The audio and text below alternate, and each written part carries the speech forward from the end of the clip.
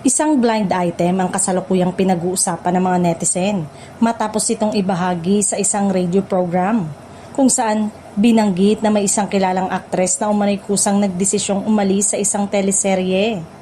Dahil hindi pinangalanan ang personalidad, mabilis itong naging sentro ng usapan sa social media. Ayon sa pahayag ng Showbiz Insider, hindi umano natanggal o pinalitan ng aktres kundi siya mismo ang nagpasya na mag-voluntary exit sa proyekto. Gayunpaman, hindi na idinitalya ang eksaktong dahilan ng kanyang pag-alis. Dahil dito, sari-saring espekulasyon ang lumutang online.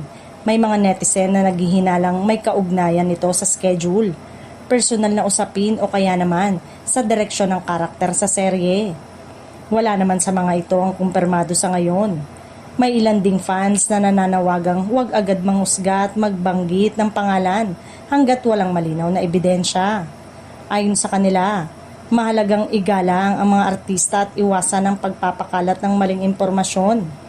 Samantala, wala pang inilalabas na opisyal na pahayag ang anumang television network, production team o kampo ng artistang nadadawit sa mga haka-haka.